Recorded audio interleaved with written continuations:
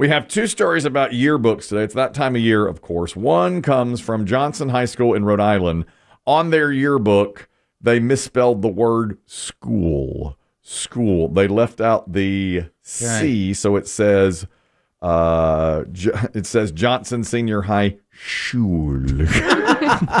I like it. No one caught it in the pre-read. They did a proofreading, and no one caught it, so they all get Schule yearbooks for the year. And there was no redoing them. There's no funds. I'm good with it. So that's just what they have. Too bad. That's how it is. Remember that place they did about 10 years ago, they did a school crossing, and they spelled it SHC instead of SC, so it was school crossing. That seems to pop up at least once a year on the internet still. They have a real problem with that. Now, the other yearbook issue comes from Florida. Now, this one's more serious. There is a woman who is the principal of a high school there, and her quote in the yearbook has gotten her in some trouble. Her name is Katie O'Connell, and she put in the yearbook, "Everybody hating, we just call them fans, though." That is a quote from a lyric of a song called Trap Queen by Fetty Wap.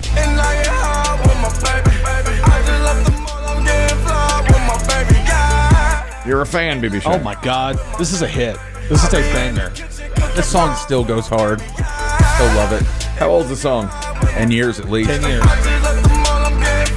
So it says on her page of the yearbook, "Everybody hating, we just call them fans, though." Mrs. O'Connell, who is the principal.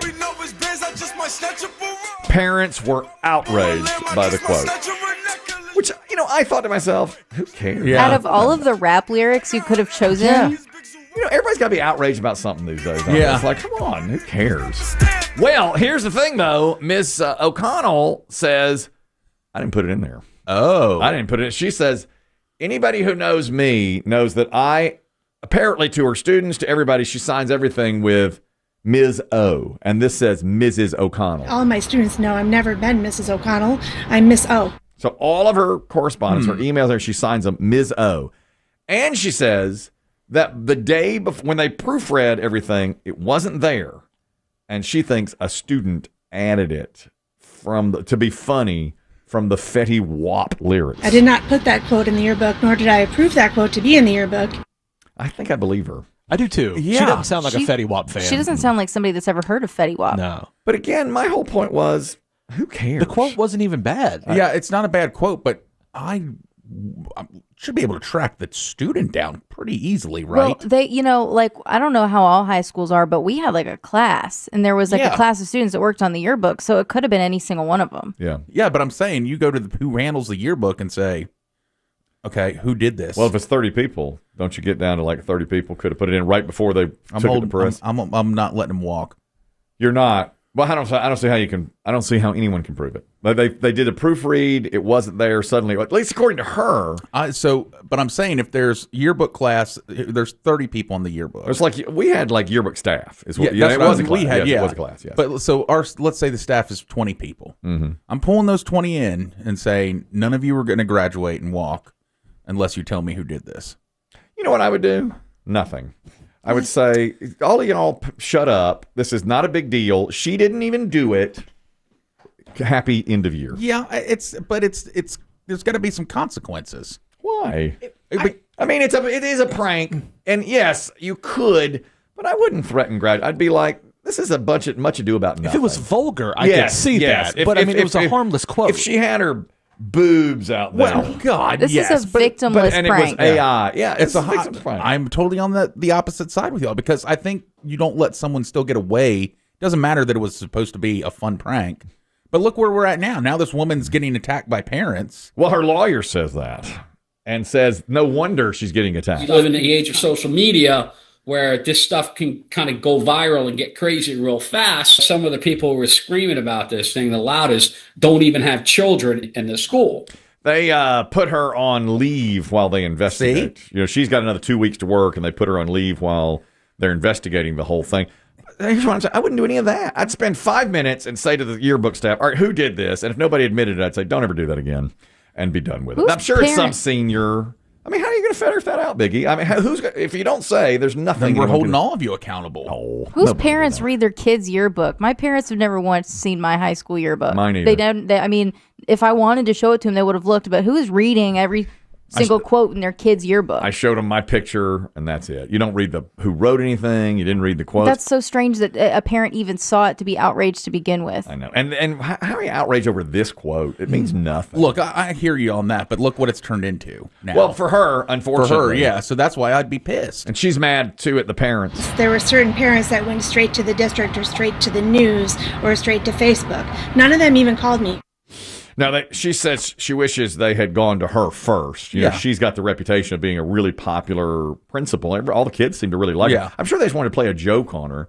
Actually, if I had done it, I probably would even say, I did this. Yeah. I take responsibility. I'm sorry. I didn't think it would blow up into this. Yeah. And that poor woman should be apologized to. You know, this if it's yeah, I mean the fact that they're putting her on leave and that's where I'd be pissed that now look what it's turned into. Oh, I'd be mad too, but if I were the administration, I would say to parents, she didn't do this. We're satisfied. We're wiping it clean. We tried to find who did it. Even if you don't find who did it, be like, all right. They're probably, I mean, they could just put her on leave. I mean, these are probably seniors or maybe or maybe not, but they're just going to put her on leave so the parents shut up and then they'll bring her back. They have to. Quietly. Yes. They say they're doing an investigation, but they just want everybody to shut up. Probably. And Mrs. O was asked, do you have a message to your students? Make it a great day or not. The choice is yours. That is so awesome. Oh my God, that's a terrible quote. I had a principal that used to say the same thing. I'm changing sides. Put her on leave. Make it a great day or not. The choice is yours. You know what we say down at the gym? Must be. Do I want to know? It must be bring a friend month. You got to find out. Whether you think you can or you can't, you're right. Is that a great quote or what? Is that like when we start a big run, the coach will say, whether you think you can do this or not, you're right. Oh, gives me chills. Gives me chills. That and motion is lotion gives me chills, man. Okay. Both of them. So the principal is waiting her time now as they continue to go through it. And she said, we proofread it the day before. Wasn't there. Sent it off to the printers. Now, or either she's playing the longest con ever. She did it herself, signed a name she doesn't usually sign, and got it in there. 100%. No one will know. I'd be a fan of that. Wouldn't that be something now? That would be impressive. Also, end of the year, apparently got to another teacher. One of the kids signed a paper to him and put the word bruh on it. Actually, at Wonder High School in West Memphis, teacher is charged with aggravated assault because in the classroom, the teacher asked a question and the student said, come on, bruh. So the teacher went over and grabbed him by the shoulder, and now he's been accused of, like, assaulting the kid. Justified.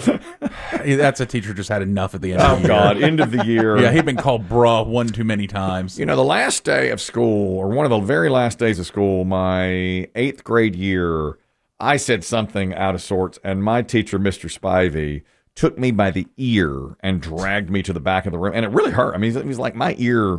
Like he was grabbing my earlobe, and I was like, Mr. Spivey.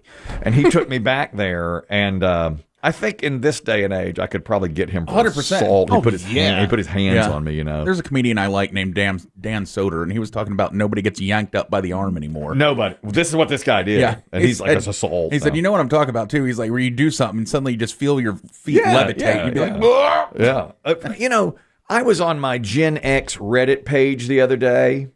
Awesome page, by the way. You guys would love it. I see you suppressing a laugh. And one person put on there, I think I may have told you, when they were in high school, when someone did something wrong, you were put outside the room, even in the cold. I mean, outside. And had to watch the class through a window. And all the comments below it were like, can you believe the things we used to have to endure? And they were all upset. And I didn't comment because I don't know how. But what I was thinking is like, well, nobody died. I mean, you know, not that big. I was put outside. Yes. And I told you, my teacher used to throw erasers at us. All that stuff, yeah. But now the other day, my wife, who is a teacher, gave the final exam.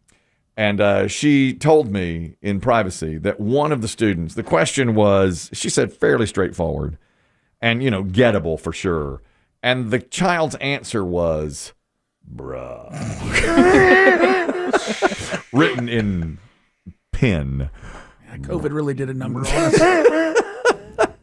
I think when we look back and go, when did it go wrong? We're going to pinpoint COVID. I mean, you call it a gettable question, but like there are frequently moments in my life that somebody says something to me and I'm like, you're not serious. But this was a question on a quiz. I don't think you would have ever written bruh. I wouldn't have written bruh, but I mean, things that we consider gettable questions, I mean, to others are very challenging. But can't you take an attempt at, or leave it blank? Leave it blank. You don't have to put.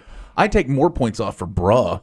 Right? She said, I just shook my head when she saw it. It was like question 17. Bruh. Yeah. And she's like, we've been over this. We have. Oh, yeah, without a doubt. She was like, we had gone through the study guide. It was on the study guide. Bruh. The study guide, bruh. This lady wants me to answer questions, bruh. Okay, two more. My daughter, this is similar, I guess. She's a lifeguard, And she told me yesterday the children are not respecting her whistle. And, is it COVID? Is that what did a number on us then? I think I just think children don't listen. But I know that's an old man take. Well, I was definitely afraid of the whistle when I was at the pool. I was terrified of the whistle. And I know it's just a teenager, but still. I think it always depends. Like, listen, my nieces are 8. They're getting to be terror age. Mm-hmm. But they snap for my mom like they don't for their parents. I mean, they know Mimi doesn't mess around. Well, I mean, I said to my daughter, well, you've got to, what can you do? She said, well, I try to make them sit out when they don't pay attention to me. But, I think they are now more empowered by the parents. Mm-hmm. Yes. There used to be the parents would, if a teacher got on to them, like, look at that documentary we just watched, The Crash. It used to be those parents would be mortified and upset and throw my daughter in jail. Now it's like she did nothing wrong. I think that there's a 50-50 chance now. If she was to pull someone from the pool and say, sit out, you're not listening to me, there's a 50-50 chance the parent would agree or come up and say, what are you talking to my child like that for? I agree. You're excluding him. I agree. I think it's a real chance that happens. I do too. And that is probably what leads to the behavior in the first place. I don't think children, and again, I feel like such an old man saying this, but no, I agree. I don't think that they see authority anymore. No, and they don't fear it for sure. Well, that's because of the parents. Yeah. 100%. Because they don't take the side of authority. See if you think this is real. I don't think Bibi Shea agrees with this, that it's really happening. I read this stat today, and this might be a COVID thing too, that Biggie's saying that's where it really all went wrong. It says that more and more burned out Americans on their job now are being promoted at their job for more money and more responsibility and turn down the promotion because they don't want that kind of responsibility. They just want to still be a cog in the wheel. Totally believe that. You do. But people say we don't make enough money. There's not enough money. I think but I bet if you're comfortable, you turn it down. You turn it down because you're like, you know what? I'm living all right. Let's let somebody else handle them. Yeah, because it's going to come with more stress, more responsibility, and I'm okay not making that extra $5,000 a year. Exactly what everybody says. Like, I'd rather have a better work-life balance than more money. Yeah. But Bibi Shea says, but everybody's complaining about as the much expense. as people complain about expenses, Yes. like more, you're turning down more money, really? I mean, that's hard to believe. Only for those who I think are comfortable. It's called job dropping, intentionally choosing lower stress positions, passing on promotions that come with longer hours and more responsibility, but also with more money. That's what comes with more money, unfortunately. That's right. I think there are so many people, especially people my age and my generation, that would rather make less money and have less responsibility. One of my best friends works at a UPS in a like in the warehouse, and I was like, so are you planning on ever like being one of the drivers someday? And he's like, no. Really? And that's like a coveted position, and he's not interested. He doesn't want. He'd make more money and he'd have better hours, but he doesn't want that responsibility. More stress, more responsibility. Remember, we had a UPS driver the other day on our meet and greet, and it took him 10 years to become a driver. He was in the warehouse, but he wanted that and eventually got it. This guy's been there for a long time, since we finished high school, and he's just not interested. Not interested in moving on. Fact checker Rusty got back to me on that. We had asked the UPS driver, who was our meet and greet contestant, I'd always heard they're not allowed to make left turns, and he said, well, we have to sometimes, but it not all. 90% of them are right turn. And fact checker Rusty looked that up. They're designed to go with 90% right turns, and it saves them millions and millions and millions of dollars in gas every year. I mean, it's a huge amount of money that is saved in gas. So that is a real thing that UPS drivers only will turn right as much as they can. Wow. So the routes are designed so that they save fuel. That's pretty impressive. I think, to figure that out, to do